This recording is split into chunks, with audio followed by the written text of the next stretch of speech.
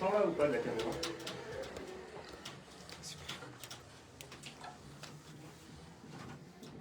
Vous êtes très bien. C'est parfait.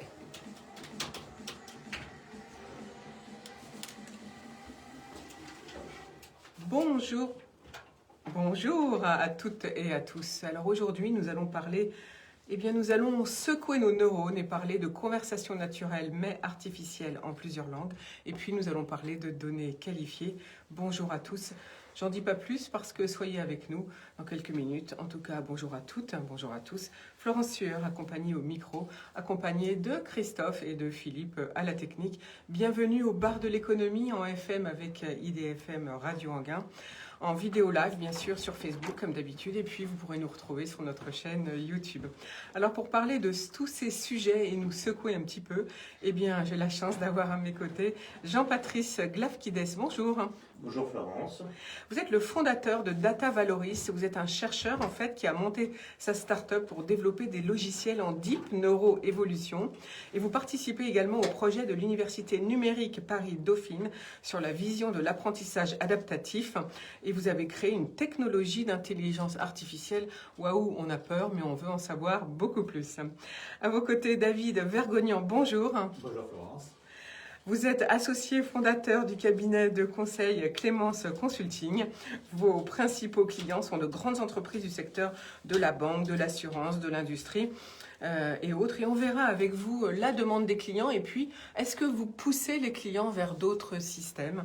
Ça sera bien sûr nos questions. Et à nos côtés également Gérald Audenis, bonjour. Bonjour Florence. Vous êtes directeur des opérations chez IPsoft, un éditeur de logiciels en finance et spécialisé en télécom également. Alors avec vous, l'intelligence artificielle s'appelle Amelia. C'est pour transcrire des conversations dans un langage naturel et on verra ensemble pourquoi faire. Qui peut en bénéficier? Est-ce que ça n'est que les grands groupes? Et on verra si on peut faire du marketing conversationnel et ça nous intéresse bigrement. Mais tout d'abord, comme d'habitude, les infos du jour. Et on commence tout de suite avec, on est vendredi, donc on oublie le Covid 2 minutes. On va y revenir quand même, vous verrez pourquoi. Mais tout d'abord, on va faire notre séquence bien-être avec Céline Mestre qui va aujourd'hui nous parler de bienveillance et de télétravail. Bonjour Céline. Nouvelle chronique bien-être du vent.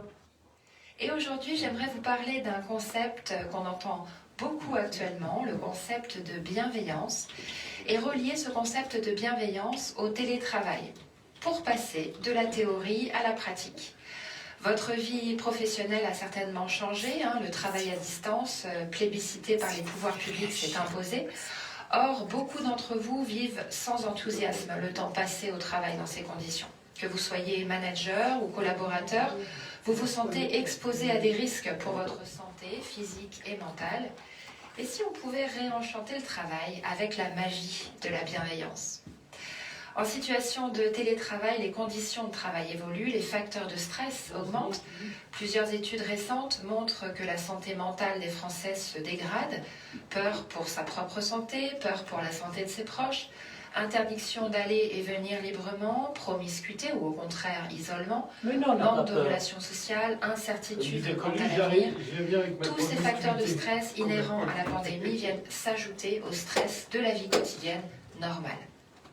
Pour beaucoup d'entre vous viennent également s'ajouter des facteurs de stress liés à la situation spécifique de télétravail, objectifs excessifs ou insuffisants, manque de relations professionnelles, sentiment de devoir rendre des comptes en permanence, frontières floues entre vie professionnelle et vie privée.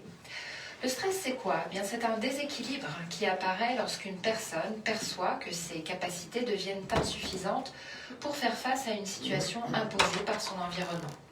Le stress professionnel en situation de télétravail apparaît alors d'autant plus que le télétravail est caractérisé par plusieurs facteurs de déséquilibre. Le manque de moyens matériels, connexion à distance, accès aux fichiers, ergonomie du poste de travail, espace de travail dédié, le manque de soutien social de la part des collègues, de la famille, des amis, le manque de reconnaissance aussi, estime, formation, promotion, rémunération, sécurité de l'emploi. Alors dans ces conditions, comment se protéger du stress professionnel et protéger les autres? Concrètement, mettre en place des moyens adaptés pour limiter les effets du stress professionnel, c'était nécessaire hier pour que le travail ne soit plus une croix à porter, mais une source d'épanouissement. Aujourd'hui, c'est devenu essentiel. À l'heure où l'on parle quotidiennement des gestes barrières pour se protéger du virus, on pourrait aussi parler de mesures barrières pour se protéger du stress professionnel en situation de télétravail. L'une de ces mesures, et probablement la plus efficace, c'est justement la bienveillance. Ce concept est parfois évoqué à toutes les sauces. Il s'agit néanmoins d'une valeur fondamentale pour la plupart des collaborateurs. En entretien de recrutement, à la question « Qu'attendez-vous de votre responsable hiérarchique ?», beaucoup de candidats répondront de la bienveillance.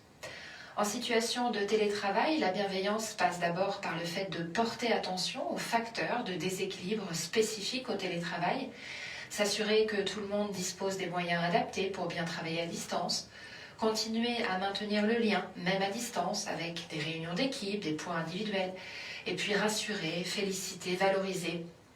Car la situation est difficile pour tout le monde et chacun fait de son mieux. Ils seront attentifs, les managers, vis-à-vis de leur équipe, mais aussi l'équipe vis-à-vis de son manager. La bienveillance consiste à prendre soin des autres. Elle suppose que l'on prenne soin de soi d'abord, et c'est ici que la sophrologie peut intervenir avec succès. Créée dans les années 60 par un neuropsychiatre espagnol, Alfonso Caicedo, la sophrologie est au départ une discipline scientifique et thérapeutique pour des patients atteints de troubles mentaux. Aujourd'hui, il s'agit d'une pédagogie qui permet à chacun, par une approche corporelle, émotionnelle et mentale, de prendre soin de soi par une prise de conscience de ses besoins et de ses ressources. Pratiquer la sophrologie, donc, pour inverser la tendance, c'est-à-dire limiter les effets du stress et cultiver la bienveillance. En principe, c'est par une pratique régulière et préventive de certains exercices de sophrologie que vous pouvez aider votre corps et votre mental à gérer correctement votre stress afin de n'en conserver que les effets positifs. Mais quand le stress est déjà installé, la sophrologie va d'abord agir en faveur d'une prise de conscience. Vous devez ressentir comment votre corps exprime la tension trop forte pour apprendre à la repérer et à réagir immédiatement pour la réduire. Si vous venez par exemple de passer 2 heures sur un dossier prioritaire, les yeux rivés à votre écran, le dos courbé, les épaules contractées, endolories, vous n'allez pas forcément faire preuve de bienveillance quand votre manager va vous appeler pour vous demander où vous en êtes. La bonne idée, c'est donc de décharger les tensions qui s'accumulent afin de ne pas les laisser s'installer durablement, et la sophrologie peut vous aider à le faire. D'autres exercices en sophrologie apprennent à se recentrer rapidement, à revenir à soi, à s'écouter, à prendre du recul.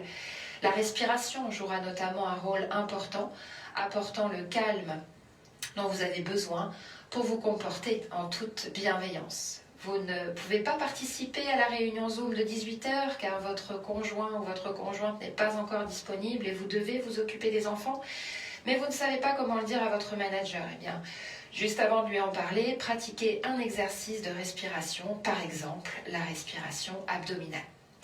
Enfin, et nous l'avons vu précédemment, de nombreux salariés ne se sentent pas reconnus aujourd'hui en situation de télétravail. Cela peut impacter leur psychisme et créer une détresse.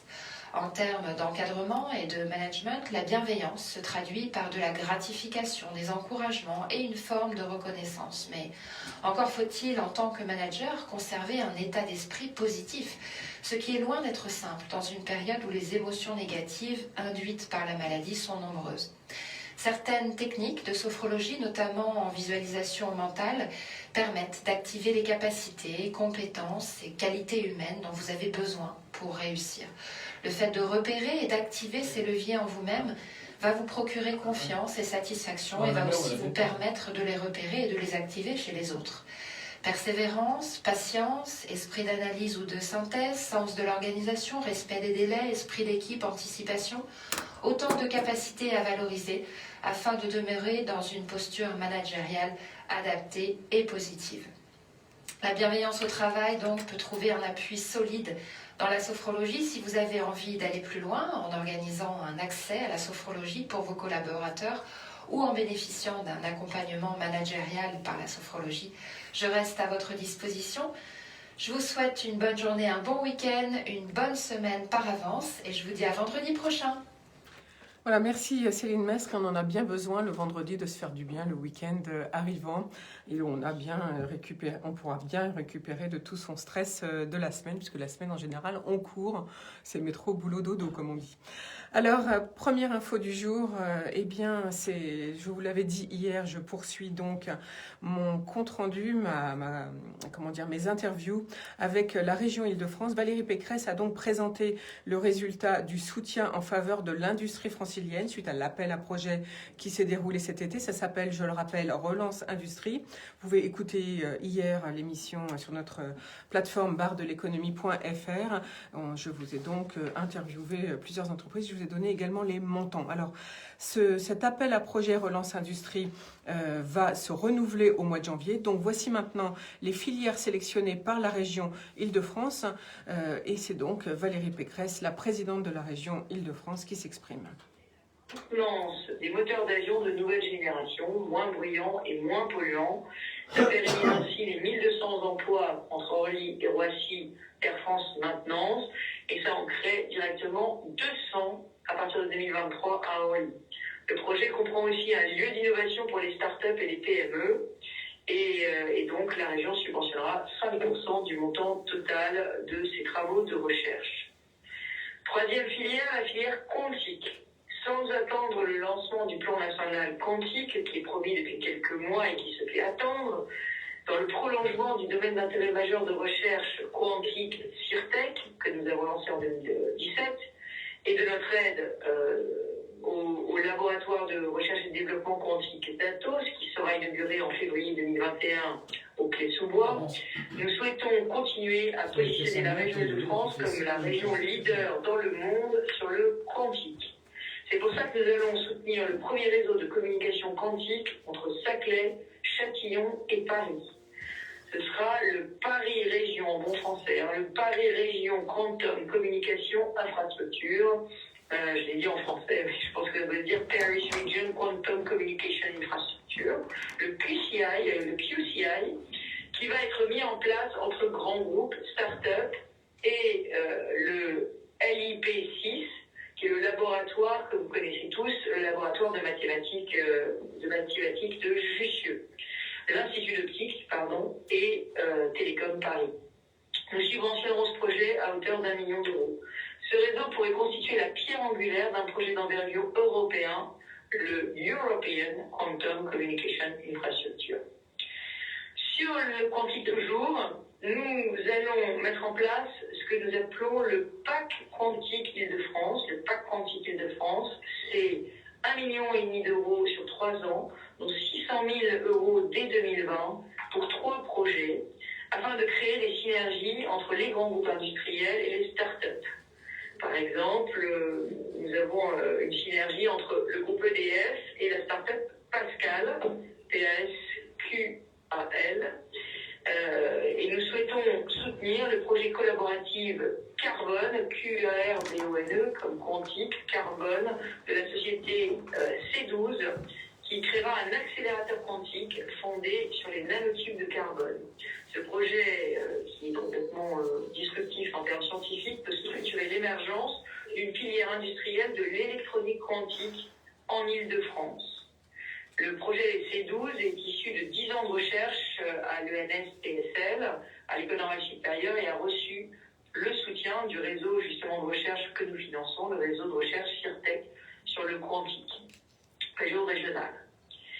S'agissant de la filière agricole maintenant, puisque vous savez que l'agroalimentaire est un secteur qui lui aussi est en ce moment en pleine croissance, nous avons, vous le savez, un gros souci sur la filière sucrière, et notamment sur la betterave. En 2020, la réapparition de la jaunisse de la betterave résulte de l'impasse dans laquelle sont les planteurs depuis l'interdiction des néonicotinoïdes en 2018, une interdiction sans alternative. Donc il est urgent de trouver une alternative à ces pesticides pour sauver la filière.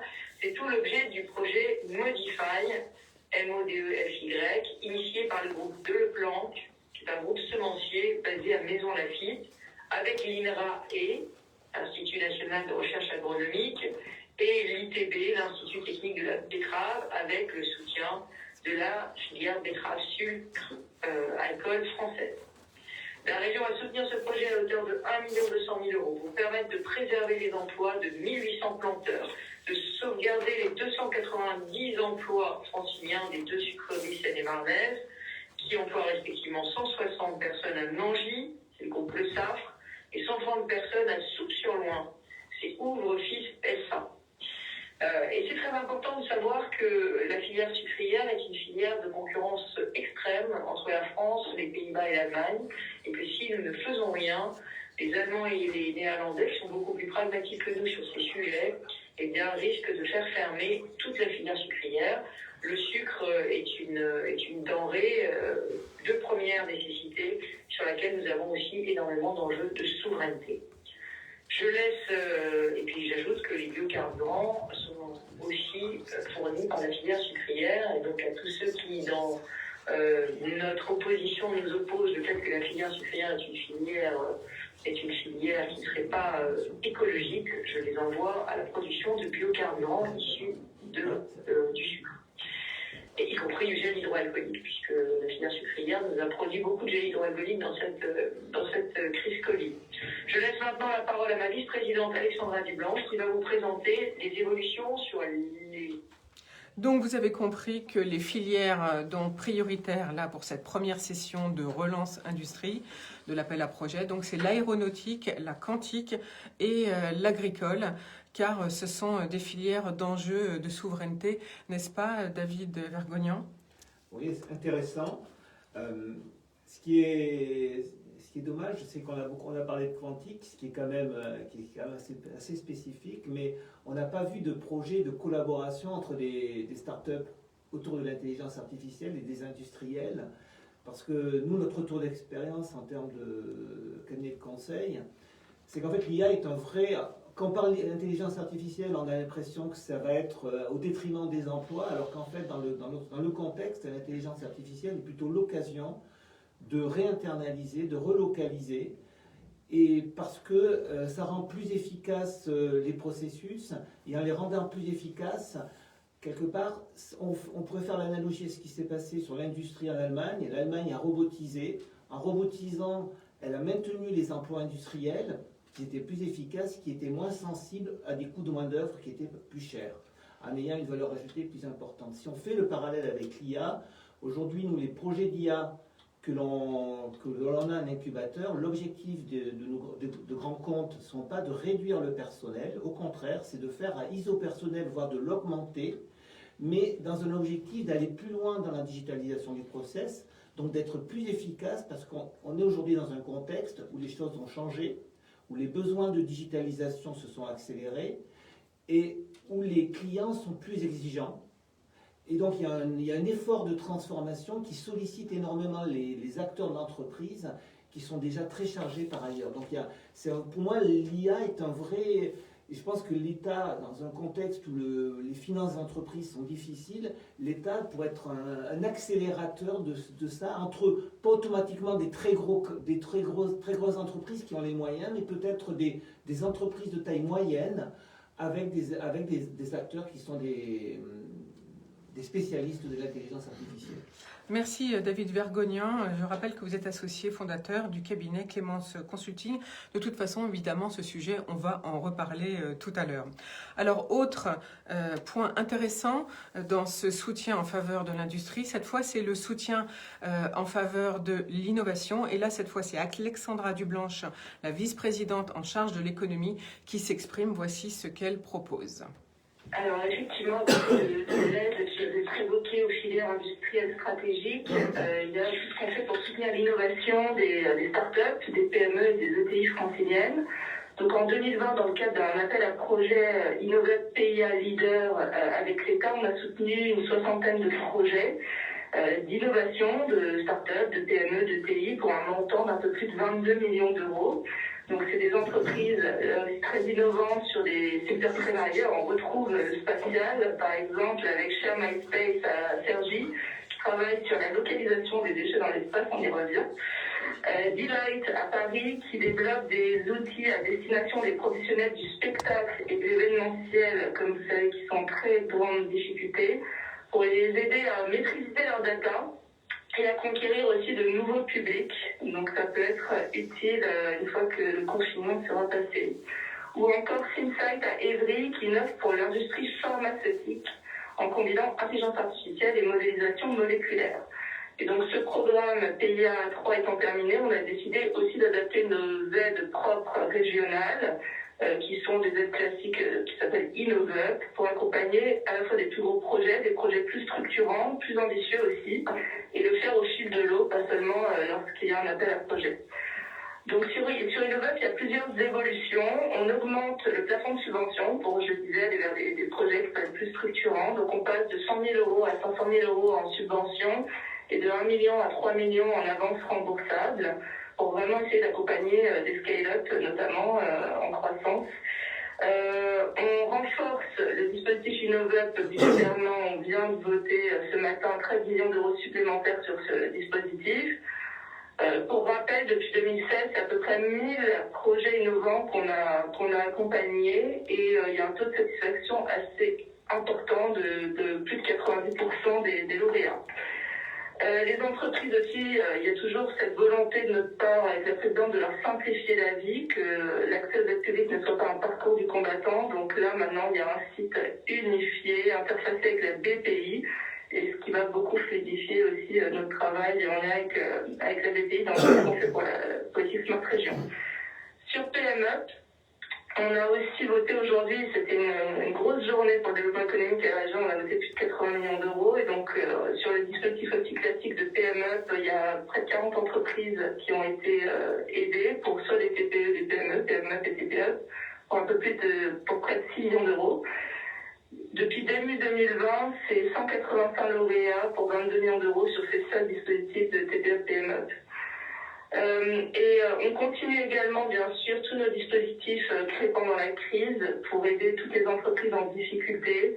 On sait qu'il y a des perspectives inquiétantes, et notamment sur le tourisme, l'hôtellerie, la restauration et les commerces. Donc, on a mis de nombreux dispositifs qui ont aussi évolué au fur et à mesure des besoins lors du premier confinement notamment et encore ce matin. Donc au total, ça ferait 300 millions d'euros pour soit le fonds de solidarité. On est la première région contributrice au fonds de solidarité, le fonds résilience, le prêt rebond, PME Covid qui a abordé la présidence de chèque numérique. Je vais juste peut-être revenir sur le fonds résilience. C'est à peu près, donc ça c'est une avance remboursable considérée comme des crédits fonds propres. Pour vraiment les petits commerces, on a créé vraiment la base pour les moins de 20 salariés. On vient de l'étendre aujourd'hui jusqu'à 50 salariés il y a quelques semaines pour les restaurateurs à leur demande, puisqu'en Ile-de-France, on a des restaurateurs avec un peu plus de salariés. Donc c'est plus de 5 000 emplois sauvés grâce à ces aides. C'est 46 millions d'euros qui ont déjà été octroyés sur ce fonds de 100 millions d'euros qui devrait partir assez rapidement avant la fin de l'année. Le prêt rebond, qu'on vient également de réabonder de 10 millions d'euros, qui est fait en lien avec la BPI, qui est aussi un prêt à taux zéro, remboursable sur 7 ans, avec un durée de remboursement de 2 ans, il y a une très très grosse demande, là c'est pour les entreprises un peu plus importantes en nombre de salariés, jusqu'à 250 salariés, et donc on est à peu près 250 millions d'euros de prêts octroyés. Et le chèque numérique qu'on a lancé il y a un petit moment, mais qui a pris tout son envol depuis le premier confinement. Donc c'est un chèque numérique pour les commerçants, les restaurateurs, pour les aider dans la transition numérique, pour un site internet, pour de la publicité digitale. On l'a fait évoluer au fur et à mesure des besoins. Maintenant, ça inclut la formation, ça inclut les frais de livraison pour les restaurateurs. 1 500 euros. 1 500 euros, voilà. Le nôtre, celui de la région, est à 1 500 euros. Et on est à peu près à 850 000 euros au total sur ce dispositif. Et c'est plus de 5 millions d'euros au total sur 2020-2021 qui sont octroyés. Il y a aussi une autre évolution, c'est pour les communes qui peuvent aussi insuffler un mouvement de transition numérique au niveau local. Donc là, on a voté ce matin là aussi 10 aides aux communes. Là, c'est un chèque de 10 000 euros pour mettre en place des marketplaces locales. Et on vient également de l'ouvrir jusqu'à 20 salariés, pareil, à la demande notamment des restaurateurs. Et pour finir, on continue, c'est aussi un thème d'actualité, la création de nouveaux espaces de travail, les tiers-lieux. La crise du Covid n'a fait qu'amplifier cette nécessité de développer des nouveaux modes et lieux de travail. Et donc, on a mis depuis 2016 à peu près 11 millions d'euros pour soutenir la création, l'extension de 140 tiers-lieux, dont encore 23 nouveaux votés ce matin. Et cela s'ajoute à les 156 micro-tiers-lieux qu'on a créés dans les gares SNCF. Donc au total, on a créé à peu près 300 tiers-lieux depuis notre arrivée à la région pour que, enfin, ça a un effet évidemment sur l'emploi local. Je déjeune, quand les restaurants sont ouverts, je déjeune sur mon lieu de vie et pas à la Défense en gros. Et donc je crée d'activités locales et donc c'est ce qu'on veut développer. Voilà, je vous remercie. Voilà, c'était donc Alexandra Dublanche, la vice-présidente chargée de l'économie, qui nous parlait des différents soutiens, dont en innovation, je vous rappelle les montants, de 100 000, c'est porté à 500 000, et de 1 million de francs pour les plus gros projets à 3 millions d'euros, pardon. On n'est plus en francs, on est en euros. Du coup, j'avais envie de vous demander, Jean-Patrice Glafkides, vous qui êtes fondateur, chercheur et fondateur d'une start-up, est-ce que vous avez pu bénéficier de ces prêts ou de ces aides ? Alors tout à fait. En fait, là, ce que je peux dire, c'est que ce soit la BPI ou la région Île-de-France font très bien leur travail sur ce sujet, où ils accompagnent grandement, en tout cas les startups et les entreprises de taille intermédiaire, je pense. D'un autre côté, j'ai plus de doutes sur les petits, on va dire, sur les petits commerçants. Quand j'entends des aides de 1 500 €, ça me semble un peu limite. Dérisoire, c'est ça que vous voulez dire ? Oui, en fait, ils ont un problème. Ils ont un problème de masse. Donc, il y a beaucoup plus de petits commerçants que de start-up ou de TI, donc du coup c'est plus facile de flécher vers les... D'ailleurs l'augmentation de 100 000 à 500 000, c'est pour flécher vers les ETI, vers les entreprises, c'est pas pour les start-up. Donc il faut bien, dans cette nébuleuse d'aide, il faut pouvoir s'y retrouver, savoir celles qui nous sont éligibles, et bien lire les conditions d'octroi. Parce que souvent, si je prends, je ne connais pas les nouvelles conditions, mais si je prends le 500 000, j'imagine que c'est basé aussi sur les fonds propres. On sait très bien que tous les fonds propres ont été quand même mis à mal à cause du Covid. Je ne suis pas sûr qu'il y ait beaucoup de sociétés qui puissent en bénéficier, vu qu'elles ont toutes plus ou moins grillé leurs fonds propres. Donc là, il y a vraiment un bon travail qui est fait au niveau de la région et soutenu bien sûr par la BPI. Merci beaucoup pour ce descriptif au niveau des aides. En tout cas, quand on en a besoin, il suffit de suivre le bon chemin et on y arrive. Et le trouver. Et le trouver. C'est le parcours du combattant, vous voulez dire ? C'est parfois le parcours du combattant, parce qu'on s'aperçoit que sur les X raisons de soutien, il y en a une qui ne va pas. Et on le découvre peut-être après avoir fait des dossiers, parce que c'est quand même souvent c'est des gros dossiers, surtout pour les subventions. Lourd. Pour les aides, ça a été simplifié, mais en tout cas pour les subventions, c'est souvent très complexe. Et du coup, c'est au moment où vous avez presque fini de remplir le dossier que là vous vous rendez compte que vous n'êtes pas vous ne cochez pas toutes les cases. Ça peut arriver. L'objectif, c'est d'éviter quand même. Merci beaucoup, Jean-Patrice Glafkides. Je rappelle que vous êtes le fondateur de Data Valoris. Donc, nous allons poursuivre notre débat. Aujourd'hui, notre débat, c'est secouer nos neurones. Et pourquoi ? Eh bien, pour, par exemple, parler en conversation naturelle, mais artificielle, bien sûr, et en plusieurs langues si possible, et puis qualifier nos données. Et pour cela, j'ai la chance d'avoir à mes côtés Gérald Audenis, directeur des opérations chez IPsoft, de David Vergognan, associé fondateur du cabinet Clémence Consulting, et de Jean-Patrice Glafkides, fondateur de Data Valoris. Mais moi, la première question, avant d'entrer dans le développement de l'intelligence neuronale, j'avais envie de vous demander, mais alors, l'IA et le Covid, est-ce qu'on n'aurait pas pu suivre cette pandémie autrement, plutôt que de nous faire subir un confinement, bref, de nous faire subir, de revenir au Moyen-Âge ? Qui commence ? Jean-Patrice Glafkides. Alors, c'est toujours difficile en pleine crise d'avoir des idées sur qu'est-ce qu'il aurait fallu faire, et puis réécrire l'histoire me semble toujours un peu dangereux. Certains critiquent le gouvernement, d'autres ne le critiquent pas. Fallait faire un confinement, pas de confinement. Je dirais, pour l'instant, ils ont l'air de gérer à peu près correctement la situation. En tout cas, ils arrivent à contrôler, ce qui est peut-être pas si facile à contrôler que ça dans notre contexte. Et voilà. Après, on fait des comparaisons avec d'autres pays. Est-ce que ce qui a été fait en Chine, où ils ont quand même un gouvernement qui peut imposer des choses à sa population, je pense que ce n'est pas transposable en France, de pouvoir pister tout le monde, de surveiller tout le monde, d'empêcher les gens vraiment de surveiller. Vous parlez du fait que, par exemple, en Asie, il existe donc soit un suivi, en fait, sur une plateforme où on se fait repérer par GPS et en fait, on se confine si jamais on est porteur du Covid ou vous parlez de ce genre de système. Voilà, en France, je pense qu'il faut que ce soit sur le bénévolat. En Chine, je pense que ce n'est pas forcément lié au bénévolat. Je pense que c'est tout le monde qui doit le suivre. Maintenant, une réponse à une pandémie, je pense que est-ce que le bénévolat a son droit d'exister, c'est une autre question. Il se trouve qu'on a une épidémie qui soit est dangereuse et mortelle, mais il n'est pas non plus la plus grosse épidémie en sens de comment dire d'impact, vous voulez dire? C'est-à-dire qu'elle se diffuse, elle touche 20% des gens. C'est pas non plus un virus comme Ebola ou autre qui lui et dans ce cas-là, je pense que les mesures seraient beaucoup plus dures. Mais vous-même, en tant que patron d'entreprise dans l'IA, vous avez fait une proposition. Alors qu'est-ce que vous avez proposé? Alors nous, ce que l'on a proposé, c'est qu'on a un modèle d'intelligence artificielle qui permet à partir de radio et aussi de scans, ce qu'on appelle les low dose CT, donc les scans qui sont à faible dose de radiation, qui permettent d'être faites dans les laboratoires de radiologie, de détecter la présence d'un Covid, de la Covid, si on parle en suivant les règles, et surtout d'évaluer le pronostic vital. On a proposé ça fin mars à des hôpitaux, à la PHP, à d'autres, et on a eu pas une fin de non-recevoir, c'est qu'en fait on a dans certains cas pas eu de réponse du tout.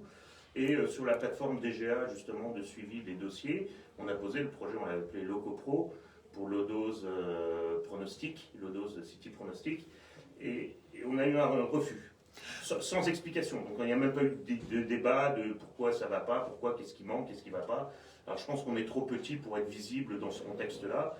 Je ne prédispose pas de la malveillance ou d'une volonté de mal faire. En tout cas, une chose est sûre, c'est que la PHP a annoncé le 5 novembre dernier le même dispositif. Donc, en fait, si on est trop petit, si on est une start-up comme vous, puisque vous existez depuis 5 ans maintenant quand même, si on n'a pas des appuis haut placés, on ne peut pas y arriver. C'est ça que vous voulez dire en même temps? Alors, je ne sais pas. Je pense que c'est plus une question de visibilité, après une question de notoriété. Ce n'est pas qu'une question de connaître quelqu'un haut placé. Et donc, en fait, on aurait pu réagir finalement et éviter un confinement avec ce type de solution que vous avez proposé. Est-ce qu'on aurait pu éviter un deuxième confinement, par exemple? Ça, je ne sais pas, parce que une fois de plus, on ne peut pas revenir en arrière. Mais en tout cas, on aurait peut-être pu canaliser ou tester plus tôt. Je rappelle qu'en fin mars, à l'époque, il n'existait pas de test, il n'y avait pas de masque. Pas de masque, il n'y avait aucune... Voilà, on n'avait rien. C'était un moyen de solliciter, par exemple, les radiologues de France. Moi, j'avais fait un calcul.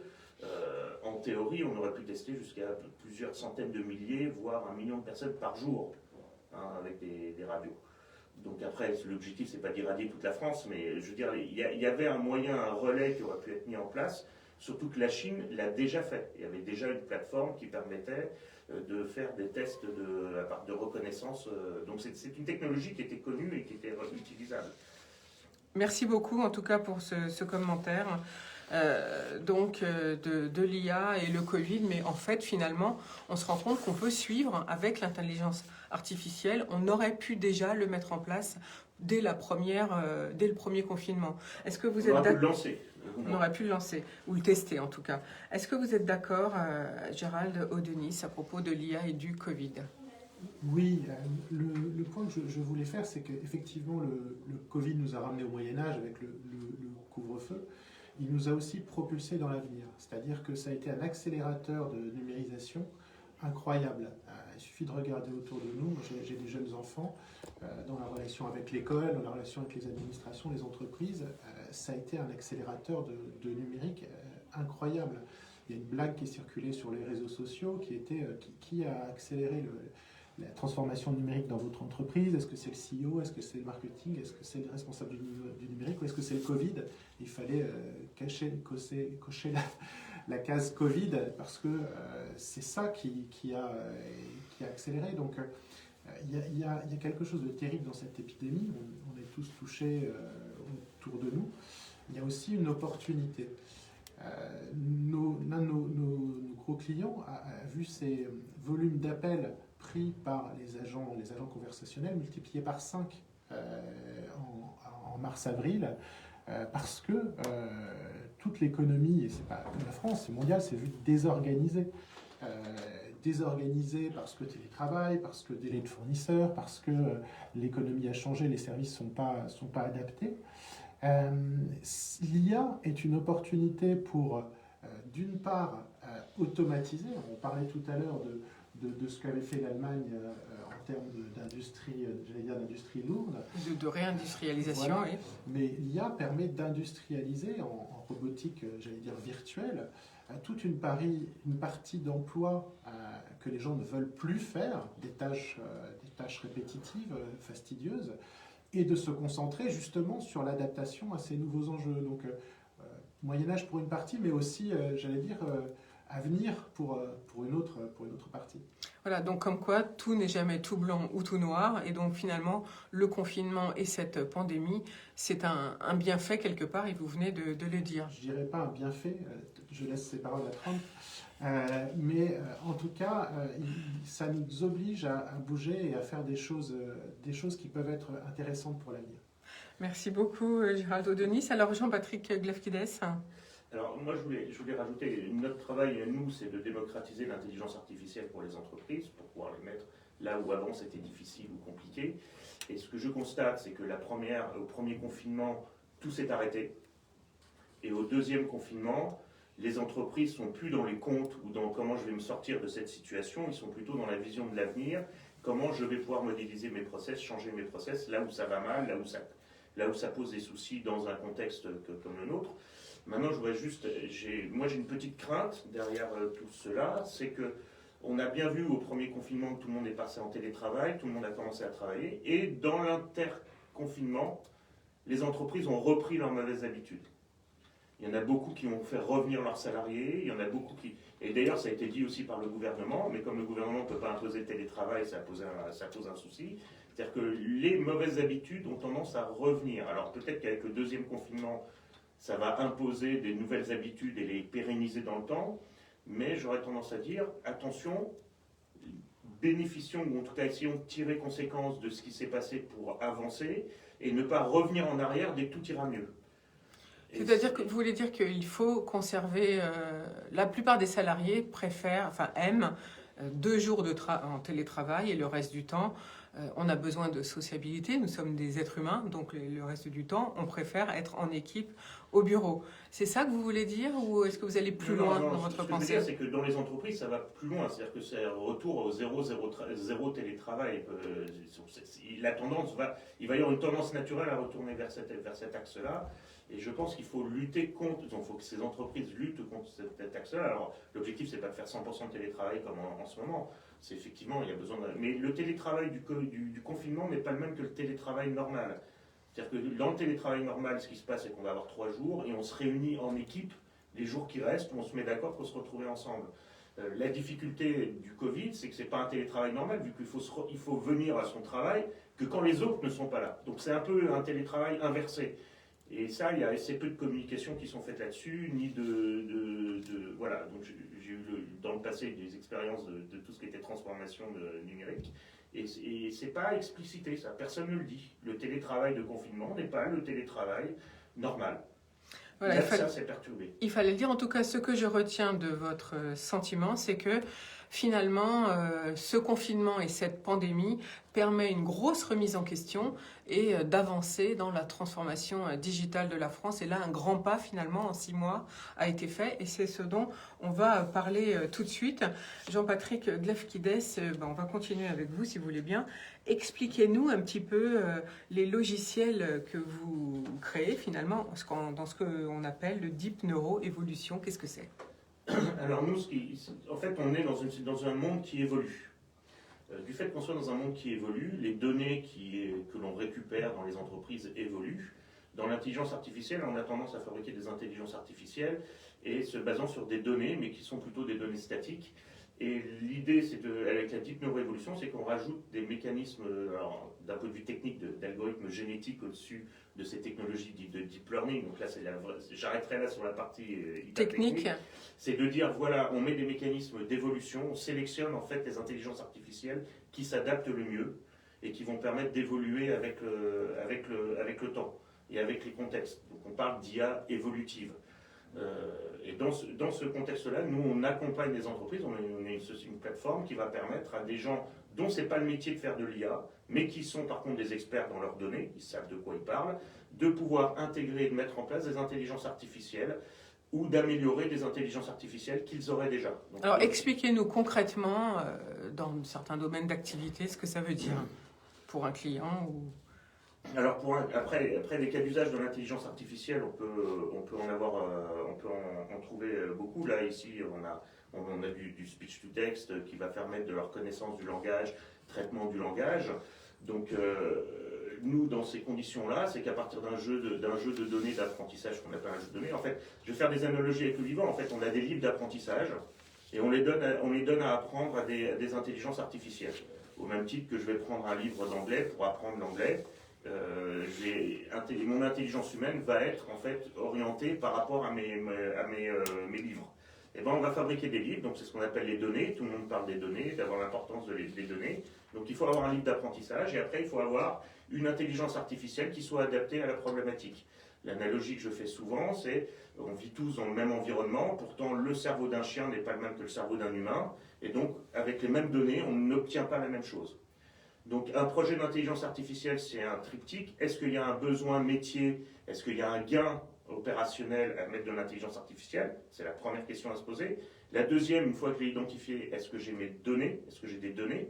Et c'est là où intervient, par exemple, une société comme Clémence Consulting qui va accompagner l'entreprise dans son processus, identifier le besoin, etc.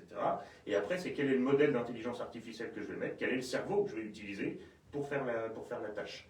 Alors vous dites que, puisque vous présidez Data Valoris, que votre approche consiste à fabriquer des mutants.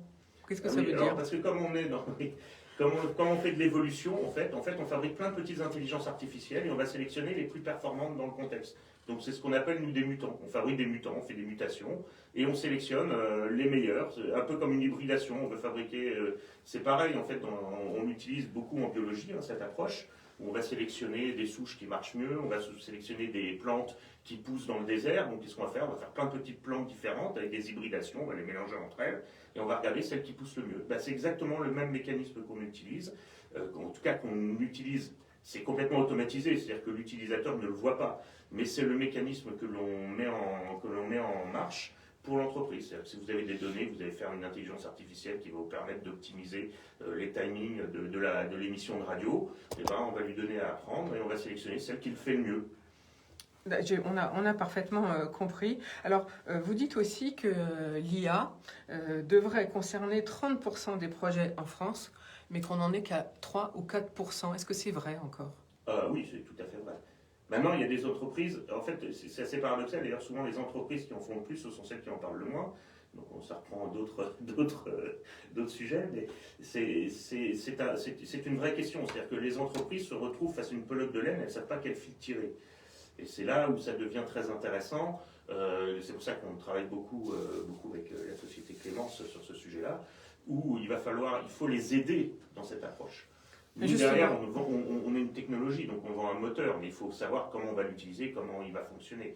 Donc c'est là où, mais justement, on va lui poser la question tout de suite à David Vergognan. Vous êtes associé fondateur de Clémence Consulting. Quelles sont les demandes des clients et dans quel domaine finalement quel fil faut-il tirer, comme disait tout à fait à juste titre Jean-Patrice Glafkides, et est-ce que finalement vous pouvez aussi les amener à un autre point qu'ils n'avaient pas prévu au départ? Alors, la réponse est oui. En fait, nous, il y a eu deux phases. Une phase où tout le monde parlait d'IA, de data. On s'est dit, nous aussi, on veut avoir des expériences. On a eu des POC.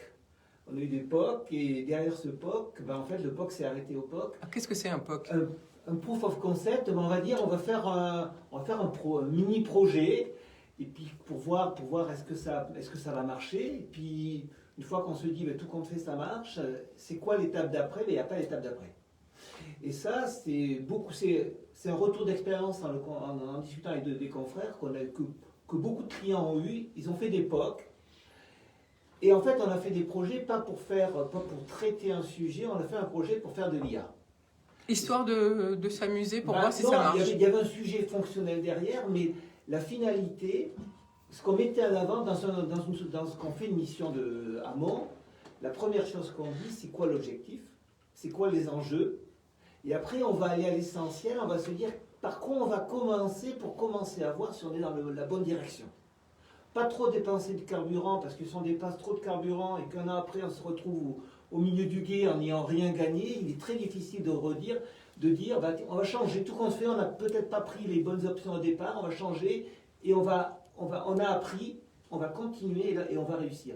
Et pour faire ça, bah, il faut être rapide. La question, il ne faut pas se la poser au bout d'un an, il faut se la poser peut-être au bout de 2-3 mois. Et à partir de ça, recaler le sujet et aller à l'essentiel et avoir du gain. Si l'objectif c'est de se dire on va faire de l'IA, c'est comme si l'objectif c'est de se dire on va choisir telle solution. En fait, on se focalise sur la solution par rapport à l'objectif de ce que recherche l'entreprise à travers ce projet. Alors, vous travaillez dans le secteur de l'industrie, de la banque et de l'assurance. Concrètement, et de l'énergie. Donc concrètement, alors prenons des exemples dans l'énergie ou dans l'assurance. Concrètement, qu'est-ce qu'on peut mettre en place? Qu'est-ce que font les clients avec vos systèmes d'IA? Alors, ce qui est le plus facile aujourd'hui, puisqu'on a un projet en cours avec Data Valorise, ce qui est le plus naturel dans l'industrie, c'est la détection de panne. C'est la prédiction de la détection de panne, surtout avec des systèmes d'IoT, des systèmes qui communiquent. Et des systèmes qui communiquent. Et donc là, c'est assez... Et ça se fait, c'est pas nouveau, ça se fait depuis un petit moment. Il y a des données qui sont structurées, il y a beaucoup de données. C'est comment on les analyse pour détecter des pannes et pour anticiper des pannes, faire de la maintenance prédictive. Donc ça, c'est basique. Ce qu'on voit commencer à arriver, nous, les premiers POC qu'on a fait, c'est de deux types. Un type, c'est focaliser les équipes commerciales sur prédire quels seraient les clients qui auraient une propension plus importante à acheter tel type de produit dans tel contexte. Ça, c'est le premier type de solution. Donc, c'est les premiers POC qu'on commence à mettre. On a mis entre le monde. Je rappelle que le POC, ce sont des projets à l'essai. C'est des projets à l'essai qu'on commence à peine un an et demi après à se poser la question de les déployer à plus grande échelle. Et ce qui est assez nouveau, en tout cas pour nous, c'est d'appliquer ça, aller plus loin sur on a accompagné les clients sur la dématérialisation de processus, plutôt dans le domaine finance. Et là, c'est d'aller plus loin, de se dire, alors on est dans des processus un peu complexes de clients qui ont des clients de gros acteurs dans le B2B. C'est se dire, c'est comment on peut, tout en conservant une bonne expérience client, comment on peut automatiser, proposer aux acteurs de dire voilà ce que vous devriez faire après, et petit à petit aller plus loin dans le fait de réduire les tâches répétitives que vont faire certains acteurs. Et donc là, on est En fait, on est dans de l'analyse de ce qui a été fait dans les 5 dernières années précédentes pour caler des actions qui vont être assez fines par rapport à l'activité des personnes. Parce qu'on n'est pas dans du B2C, dans du particulier qui est assez basique, qui est assez simple en termes de processus. On est dans des clients qui peuvent être complexes, qui peuvent être assez hétérogènes en termes de processus. Et donc, c'est se caler avec les habitudes des entités, avec l'habitude du pays, de la région, et puis faire en sorte que les gens prennent confiance dans l'IA. Parce qu'au départ, on ne dit pas l'IA, on ne va pas dire « je vais faire ». Non, on va lui dire « on va soumettre l'idée à la personne de faire ». Et ça pendant plusieurs mois. Et ensuite, c'est l'IA qui va dire je vais faire pour une partie du périmètre. Par contre, je le ferai qu'à la fin de la semaine. Et tu as une semaine pour me dire de ne pas le faire. Et ça permet que petit à petit, on décide ce qu'on va automatiser, ce qu'on n'automatise pas. Et les gens vont gérer des choses qui sont plus complexes et quelque part vont mieux gérer des choses plus complexes qui vont améliorer l'expérience client ou qui vont améliorer la rentrée d'argent dans l'entreprise, pour l'entreprise. Donc ça, c'est surtout des grandes entreprises qui mettent ça en place Dans la grands banque comptes. et l'assurance. Là, on parle de compte dans l'énergie. Le premier, c'était un compte dans l'industrie. Donc, on était dans un grand compte dans l'industrie sur un périmètre France. Et dans le deuxième, on est un compte dans l'énergie et on est dans le process order to cash. C'est-à-dire, c'est toute la partie facturation client, la partie recouvrement et la partie traitement des litiges. Voilà, qui est plus facile à faire rentrer dans des cases, j'allais dire, régulières de l'intelligence artificielle, parce que c'est très cadré tout ça. Oui, la grosse difficulté à l'intelligence artificielle, c'est les données. C'est d'avoir des données de qualité et de pouvoir constituer une base d'apprentissage. Et le vrai sujet, quand je dis il faut vraiment le penser en amont, c'est se dire c'est quoi l'objectif du client, c'est quoi le coût pour constituer cette base d'apprentissage et quelles sont les parties qui seront intéressantes de passer en intelligence artificielle. Et c'est pas toujours celle auquel on pense peut-être en premier. Alors Non. c'est ça, Jean-Patrice Glafkides. En fait, comme l'intelligence artificielle peut s'appliquer à beaucoup de domaines, on peut partir dans une réunion sur un sujet et après discussion aboutir à un tout autre sujet, corollaire soit, mais dont on n'avait pas connaissance, parce que souvent c'est le client qui connaît son métier. Donc c'est lui qui va dire, au final, là je suis en difficulté. Pourquoi on fait ça plutôt que ça? Focalisons là où vous êtes en difficulté, pas là où ça va bien. Voilà, il y a tout un travail sur ces aspects-là. Alors vous avez dit quelque chose d'intéressant, David Vargonneau, vous avez dit pour les petits commerces, pour le commerce, c'est assez facile à mettre en place. Pourquoi? J'ai pas dit pour le... J'ai dit... je pense même le contraire. C'est facile à mettre en place. Enfin, il y a des choses qui sont faciles à mettre en place dès le moment où c'est structuré. Si on prend le petit commerce, alors ce que parle le petit commerce, c'est quand on sort de chez soi, c'est le commerçant du coin. Lui, son problème, c'est que tout seul, il ne peut pas se structurer. Et donc, ça veut dire qu'il y a des acteurs qui vont avoir des idées de solutions et qui vont venir proposer de ces solutions. Mais en fait, si on regarde bien dans ces domaines-là, qu'est-ce qui fait qu'on trouve de bonnes solutions? C'est d'abord, il faut des gens qui proposent des solutions, mais aussi du terrain, ils doivent remonter des cas d'usage.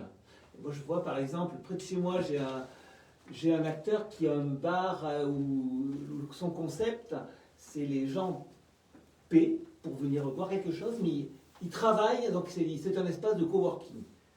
Et il me disait, mais donc c'est la personne qui tient ça, c'est un ancien consultant, elle me disait, mais on aurait besoin de quelque chose de très simple, qui sera accessible aux gens qui n'ont pas de smartphone. Ce serait d'avoir une petite boîte tactile qui est sur ma vitrine, où les gens ils passent le soir, je suis fermé, ou ils passent un moment, je suis fermé, où ils peuvent tout simplement réserver, rentrer leur email, réserver, même pas de payer, réserver. Le matin, on arrive, on collecterait tous les gens qui ont demandé, on les rappellerait, mais ils laisseraient leur numéro de téléphone ou leur email, leur rappellerait, et ils viendraient récupérer le repas. Leur choix, ce qu'ils ont commandé. Il m'a dit, c'est des choses qui pourraient marcher sur tous les commerces, qui est assez simple, et ça n'existe pas aujourd'hui, et ça nous ferait gagner énormément de temps.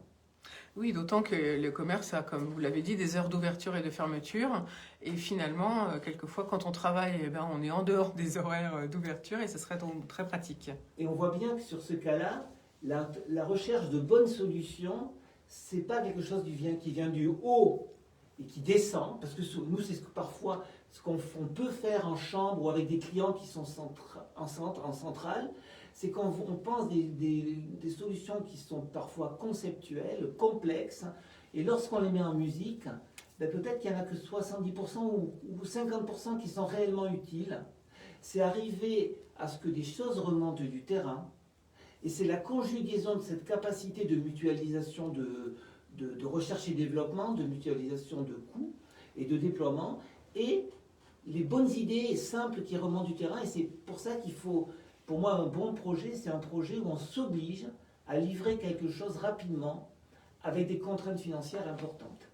Puis après, de façon itérative, en mode agile, on va arriver sur quelque chose de plus... Mais on va y arriver avec les gens en local pour le 1 franc ou 1 euro que l'on va mettre sur le projet, on va être sûr que peut-être 80% vont être utiles et pas 40% comme parfois ça peut être le cas.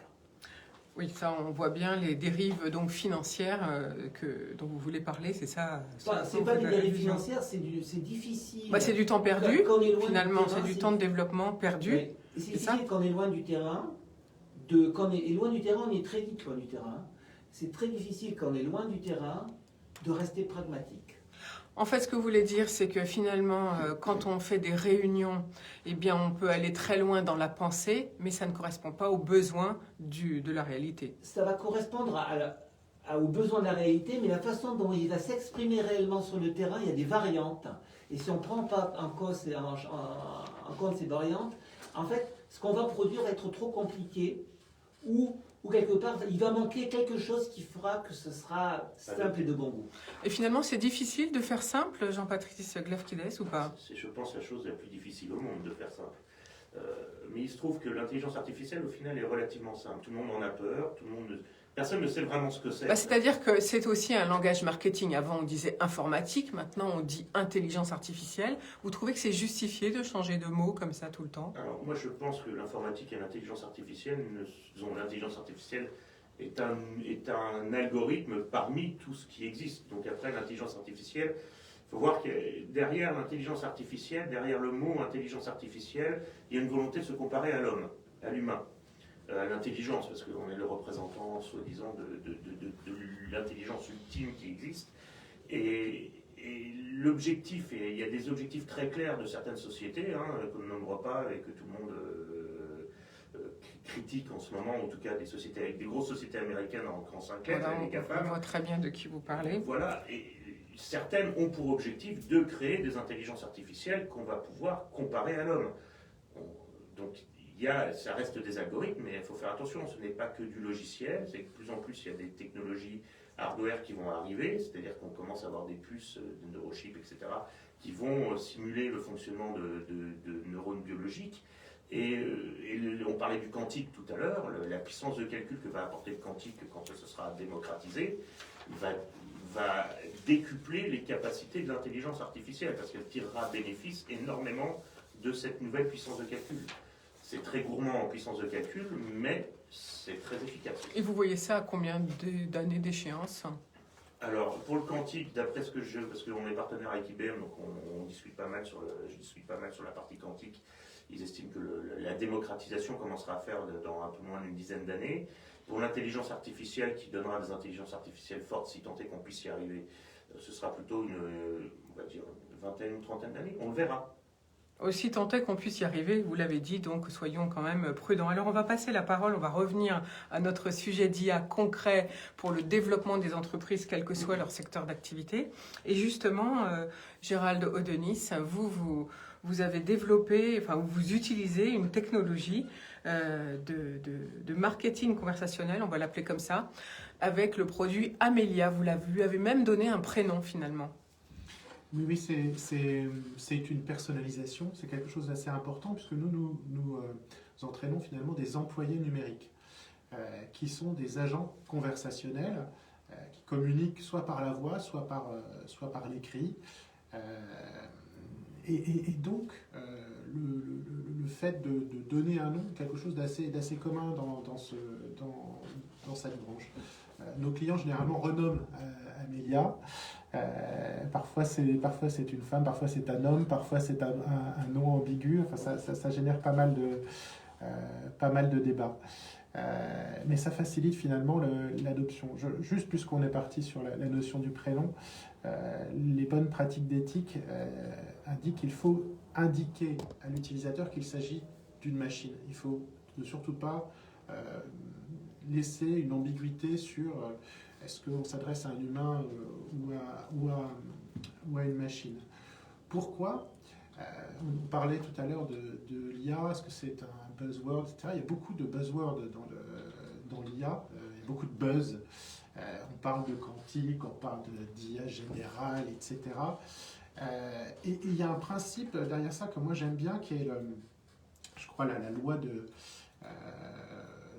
comment ça s'appelle, d'Amara, voilà, qui dit avec une nouvelle technologie, on a tendance à surestimer l'impact à court terme et à le sous-estimer à long terme. Donc quand on parle de d'IA générale, etc., on se projette dans le long terme, 20 ans, 30 ans, on génère beaucoup de débats, on surestime finalement tout ça, mais on sous-estime ce qui est en train de se passer maintenant. Alors concrètement, voilà. c'est-à-dire Amélia, dans un centre de contact de l'un de nos clients, elle répond à 200 ou 300 000 appels par jour. 200 000, il y a des sociétés qui reçoivent 200 000 appels par jour. Oui. C'est énorme. C'est énorme, mais c'est des volumes pour des centres de contact qui sont habituels aussi pour des humains sur le télécom, des problèmes d'abonnement, de facture ou autre, ça génère beaucoup de volume.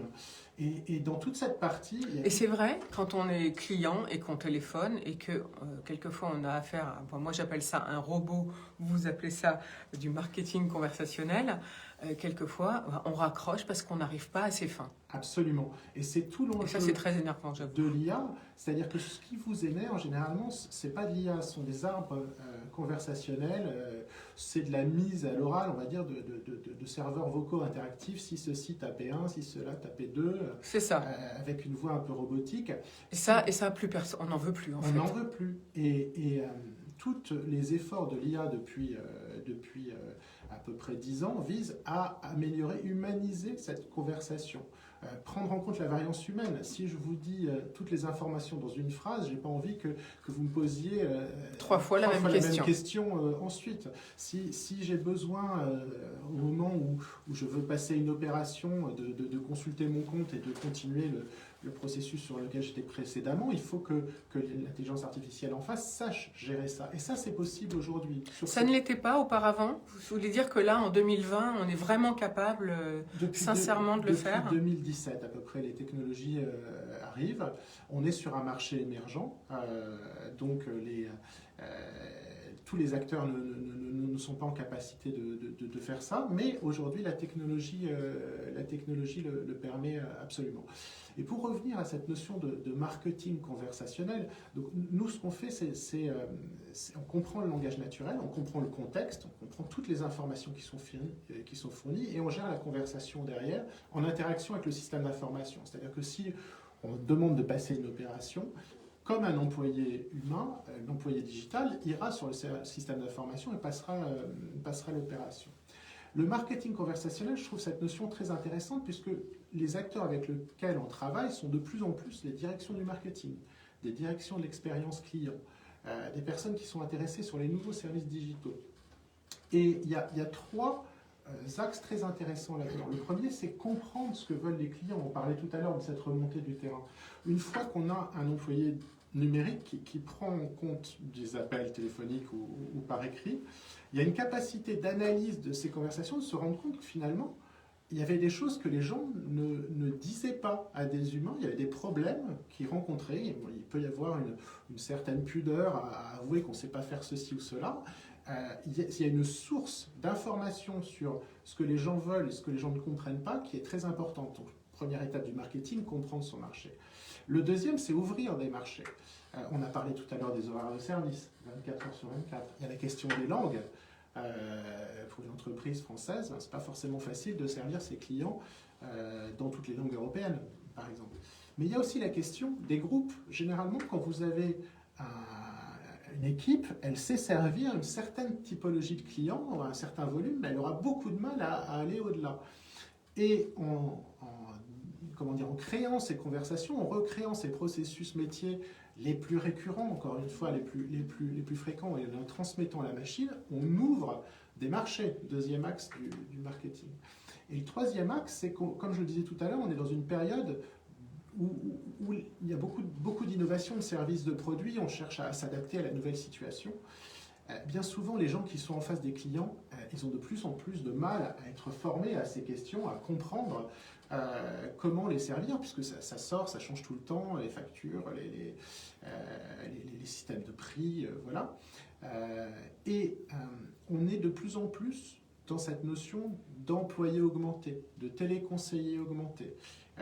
L'IA, dans ce cas, sert la personne qui est en contact du client pour aider à la commercialisation de ces nouveaux services dont parlait. C'est vrai, on a tous rencontré quelqu'un dans un magasin qui nous dit je suis pas au courant, ça vient de changer. C'est ça. C'est exactement ce que vous dites. Et là, l'IA a aussi un rôle très important pour aider les employés humains. Donc on est de plus en plus dans ces équipes hybrides entre employés humains, employés virtuels au service des employés. Alors le langage naturel, vous l'appelez Amélia, chez vous c'est son prénom, peut parler combien de langues? Comment faites-vous pour assurer également la sécurité des données qu'on peut transmettre par ce système? Alors, en ce qui concerne la sécurité des données, on a vu le débat récemment avec la plateforme pour la CNAM, je crois, hein, où la question de la localisation de la sécurité des données s'est avérée très, très importante. Nous, notre solution, elle peut fonctionner dans un cloud, mais elle peut aussi fonctionner dans les infrastructures de l'entreprise. Et pour nos clients qui sont dans l'assurance, dans la santé, dans la banque, c'est quelque chose de très important.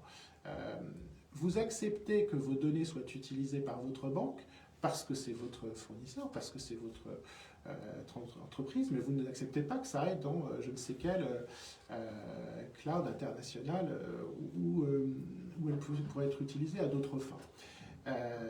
Donc, les données, elles sont localisées pour ces usages-là chez les banques, chez les institutions financières. En ce qui concerne les langues, Amélia parle à peu près toutes les langues européennes en natif.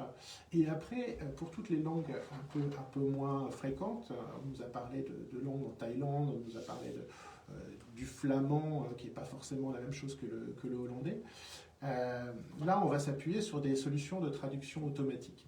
Ce qui fait d'ailleurs des cas d'usage assez intéressants, c'est-à-dire que l'utilisateur appelle Amélia on va dire en hollandais, Amélia lui répond en hollandais, dans 80% des cas. Dans 20% des cas, ce sera escaladé vers un humain, qui peut être français. Et l'utilisateur parlera en hollandais, l'expert lui répondra en français, et Amélia fera la traduction sur le fil. Alors comment, enfin une question, puisque vous avez pris l'exemple hollandais, continuons sur cet exemple, comment est-ce que l'intelligence artificielle s'adapte aux cas d'usage qui sont, s'il y a des cas d'usage nouveaux qui arrivent? Est-ce que ça c'est possible ou est-ce que là on est bloqué? Alors, nous on est sur du service client. Donc il y a quelque chose de très important, c'est qu'on est sur de l'apprentissage supervisé. Il est hors de question que l'intelligence artificielle élucubre des nouvelles réponses qui ne seraient pas validées par l'entreprise, puisqu'il y a des questions légales, il y a des questions d'image de marque, etc. Donc l'apprentissage, il est supervisé, il est contrôlé. Néanmoins, comme je le disais, l'analyse des conversations passées permet d'identifier les nouveaux besoins. La manière dont les interlocuteurs humains y ont répondu permet de créer une trame pour les rajouter dans le nouveau fonctionnement. Et les nouveaux développements, on parle de plus en plus de low-code AI, donc ça veut dire intelligence artificielle avec pratiquement pas de programmation ou un niveau de programmation très faible, vise à démocratiser par des gens de métier cet apprentissage. Donc les cycles pour mettre en place des nouvelles compétences à un employé virtuel sont de plus en plus courts. Et ça veut dire quoi en termes de délai quand vous dites court? Sur un nouveau client, quand il s'agit de mettre en place un premier périmètre, donc avec intégration avec le système d'information, capacité à vraiment exécuter un processus. Là, on ne parle pas de questions du type les horaires de service ou autres, on parle de quelque chose qui apporte vraiment un impact. On est sur 2 mois de développement. Merci beaucoup Gérald Audenis. David Vergognan. Merci. Moi je trouvais qu'il y a 2 choses dans ce qu'a dit Gérald qui étaient beaucoup de choses intéressantes, mais il y a 2 choses qui m'ont paru très intéressantes. On a parlé d'employés augmentés et après on a parlé d'utilisation des données. En fait, je revenais sur mon premier propos. Il faut bien voir que l'employé augmenté, si on regarde le Covid, les gens ont pris l'habitude, de ne plus aller en agence, de ne plus aller. Et donc ça veut dire qu'à un moment donné. Donc là, vous parlez de la banque. Je parle de la banque, mais je peux aller dans le retailer pour acheter, de le faire différemment. Et l'humain est important quand on va revenir à des choses normales. L'humain va redevenir important, mais les gens vont être beaucoup plus regardants sur quelle est la valeur apportée. Et le vrai sujet, c'est de dire c'est comment on va faire en sorte quand on va dans une agence bancaire, quand on va voir son assureur, quelle va être la différenciation. Pour moi, l'humain, la proximité est quelque chose d'important, mais comment on va faire en sorte de valoriser ce moment où la personne va se déplacer pour aller le voir, où la personne va appeler, et faire en sorte qu'il y ait vraiment quelque chose de plus, qu'il y ait vraiment une valeur ajoutée. Et là, offrir le fait de réunir à travers, de permettre à la personne d'avoir à la fois la valeur ajoutée d'elle-même, au côté humain, sur sa compétence, et du digital, ce que peut apporter le digital, pour moi, quelque chose de majeur.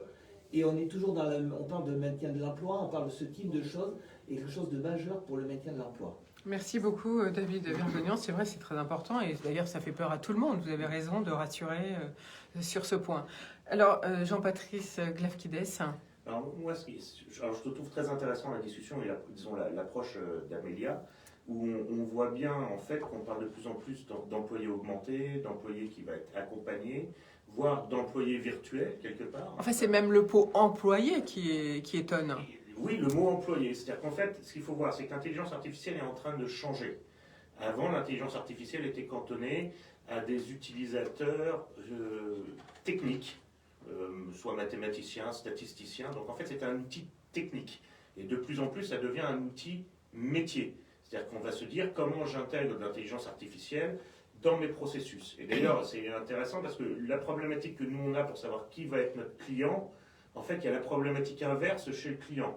Quand je suis un client, donc je me positionne en tant que client, quand je suis un client, je dois me poser la question, si je dois mettre de l'intelligence artificielle dans mes processus, est-ce que je dois maîtriser moi-même l'intelligence artificielle que je mets?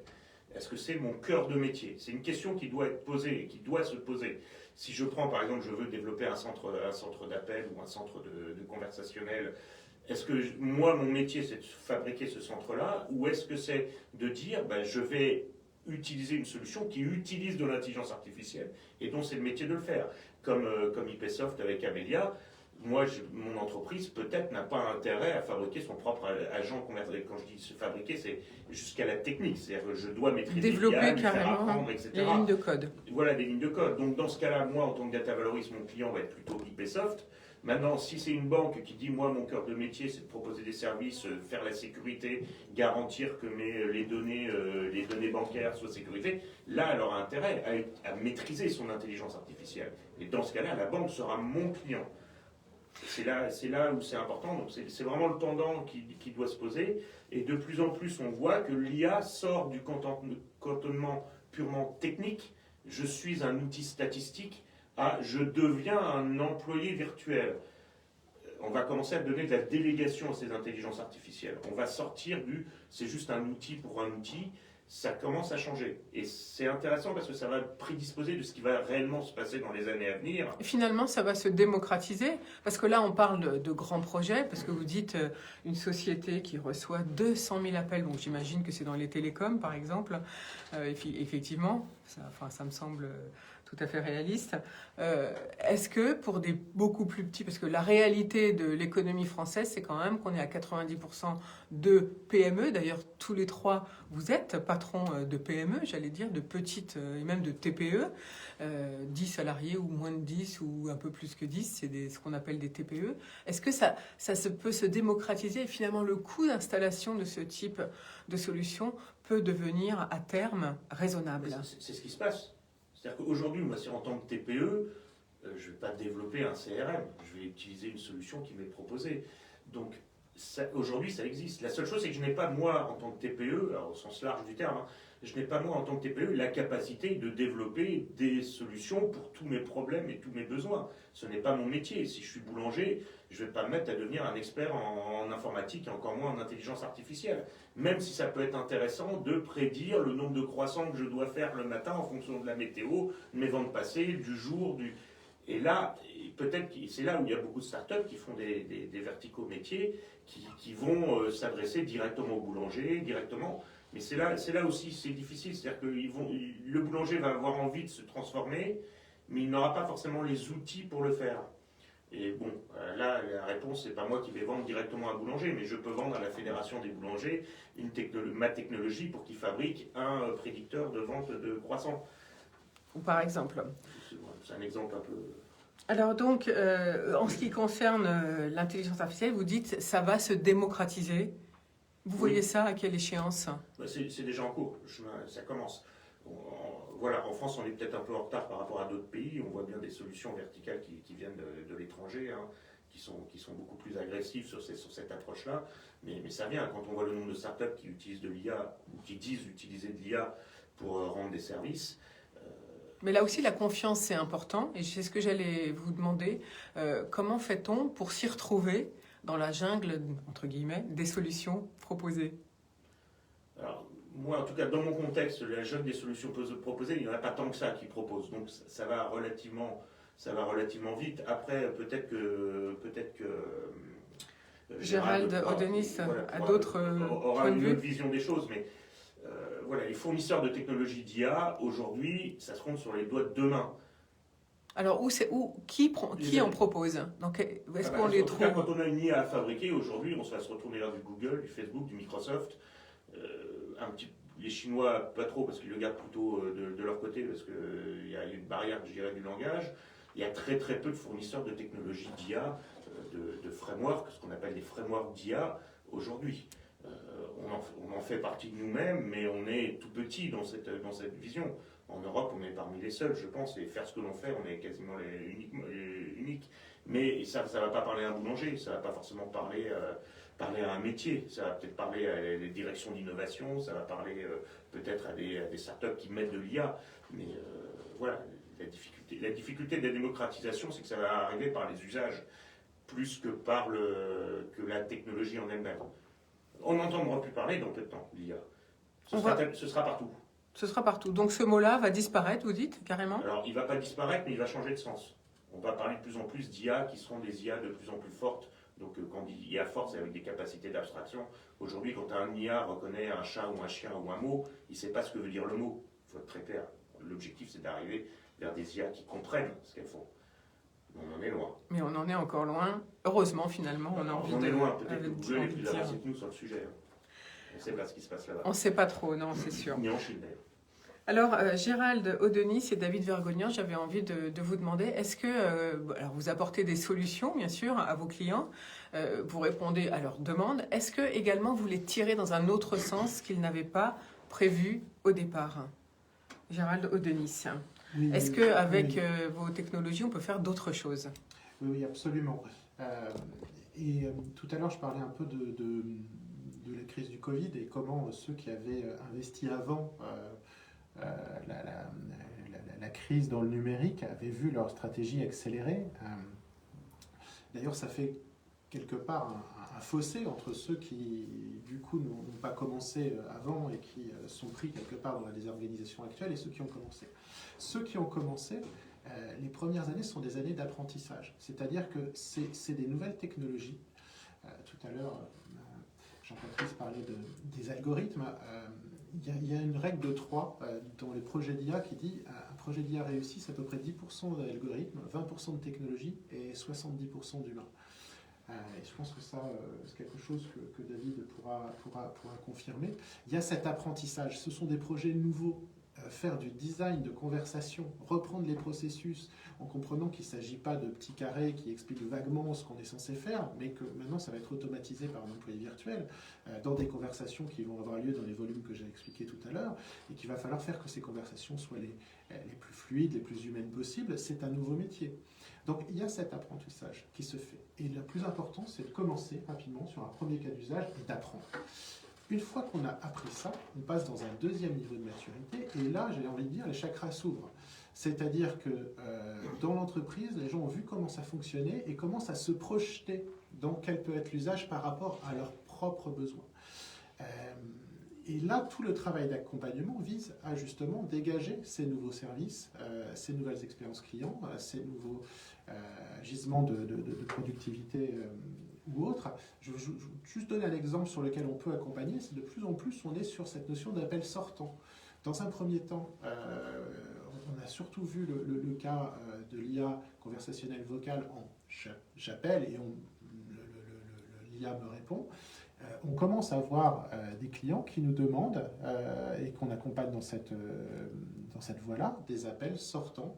C'est-à-dire que c'est l'IA qui nous appelle, c'est l'employé virtuel qui nous appelle directement. C'est ça, typiquement pour prendre un rendez-vous avec vous, pour faire intervenir un technicien ou des choses comme ça. Donc là, on voit une vraie évolution dans la demande. Est-ce que vous le voyez également, David Vergognan?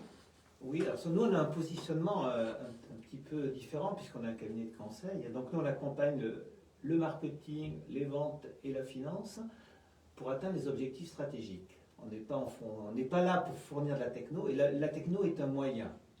Donc habituellement, on amène le client où il veut aller, où il peut y avoir un écart sur deux aspects. Très simple à travers notre démarche, c'est peut-être qu'on va définir les priorités avec lui et voir quelle est la hauteur de marche, quelle est la complexité pour y aller, et on va choisir pour commencer par ce qui est le moins complexe. Ça, c'est le premier élément. Le deuxième élément, sur une de nos activités, qui est celle qui actuellement qui a le plus fort taux de croissance, c'est qu'on voit, vous voyez bien, il y a beaucoup de secteurs d'activité qui passent d'une logique de produit. Je vends un produit à une logique d'usage. Je vais vendre un service, je vais vendre un usage. Ce qu'on va voir arriver dans particulier dans l'automobile, j'achète une voiture et demain peut-être j'achèterai un service de mobilité. Comme dans d'autres domaines, à Netflix, quand vous prenez l'abonnement à Netflix, vous n'achetez plus quelque chose, vous prenez un abonnement. Et bon, là, il est fixe, mais il pourrait être très bien variable sur un certain nombre d'indicateurs. À partir de ce moment-là, il y a beaucoup d'entreprises qui réfléchissent à développer de nouveaux services digitaux par abonnement ou à l'usage, avec des partenaires ou en monétisant des données qu'ils ont aujourd'hui. À partir du moment où vous réfléchissez là-dessus, vous dites attention, on va aller rapidement tester le marché. Ça veut dire qu'on doit avoir des offres simples, ça veut dire que vous pouvez avoir, pour des questions de faisabilité, pour des questions faire un projet pragmatique, vous pouvez influer sur l'offre elle-même pour arriver à avoir une offre qui ne soit pas trop complexe, parce que dans l'environnement digital, les offres complexes sont parfois difficiles à industrialiser. Et vous dire, on veut tester quelque chose rapidement en 4 mois, on ne va pas tout câbler, on va regarder, on pense que le métier pense que l'offre est une bonne offre, mais il n'y a qu'une chose de sûre, c'est le client qui va décider si c'est une bonne offre. Et il ne faut pas grand-chose pour qu'une offre, elle soit achetée ou ne soit pas achetée. Effectivement, ça tient à un fil, comme toujours. Alors, il nous reste une dizaine à peine de minutes avant la fin de l'émission. J'avais envie qu'on présente un petit peu vos entreprises et puis vous demander qu'est-ce qu'il faut pour vous développer. On va commencer par Gérald ou Denis. Alors, qu'est-ce qu'il faut pour nous développer? Qu'est-ce que vous voulez dire par là? Alors, IPsoft a des objectifs de développement, bien sûr, de séduire des clients. D'accord. Qu'est-ce qu'il vous faudrait actuellement pour vous développer? Est-ce qu'il vous avez des emplois à pourvoir? Est-ce que c'est des capitaux que vous recherchez? Est-ce que c'est des nouvelles briques logicielles? Oui, alors, IPsoft, c'est une entreprise américaine à la base. Moi, je suis le responsable de la filiale France. On a des filiales dans à peu près 15 pays. Nous, ce qu'on recherche principalement pour nous développer aujourd'hui, ce sont des partenaires. Pourquoi? Parce que, comme je le disais, l'un des enjeux les plus importants chez nos clients, c'est la transformation. C'est comprendre quels sont les enjeux de transformation, et pour ça, les partenaires sont un moyen de compréhension et d'accélération très fort. Alors, si un partenaire nous entend, à quelle adresse faut-il qu'il vous joigne? Alors, tout simplement, à mon adresse mail, gerald.odenis@ipsoft.com. Merci beaucoup. Pareil, même question, David Vergognan, pour vous développer, quels sont vos besoins? Nos besoins, d'abord, nous, on a besoin de consultants. Donc, on a besoin d'une société, on a une force de frappe de 40 personnes. On a un des associés et groupe Reactis qui nous permet d'avoir, qui a 200 collaborateurs. Et on a 2 axes de développement. On fait du conseil, donc ce qui est important, c'est les consultants. Donc on a mis pendant la période Covid un frein au recrutement, mais on a relancé le recrutement. On va commencer doucement l'année prochaine, on a prévu de recruter une dizaine de personnes, mais dans les 2 années à venir, on va recruter une trentaine de personnes. Donc à quelle adresse faut-il vous joindre si on est intéressé? Nous, on est Freelance Consulting, adresse email. Par le site internet oui. peut-être? Freelance Consulting, par le site internet. Tout à fait. Voilà. Donc merci. Jean-Patrice Glefkides, alors vous êtes encore en mode start-up, Alors, vous, nous, c'est on est peut-être encore différent. On est en mode start-up et en plus on est dans ce qu'on appelle la deep tech, donc on est vraiment au niveau de la technologie. Donc nous on a besoin de temps pour améliorer nos services. Donc qui dit du temps dit de l'argent, qui dit de l'argent dit donc des investisseurs Donc vous faites une levée de fonds. Vous voulez faire une levée de fonds? Une levée de fonds serait bienvenue à échéance, je dirais, de 6-8 mois, afin de vraiment développer cette technologie avec des fonds qui ont une vision à long terme.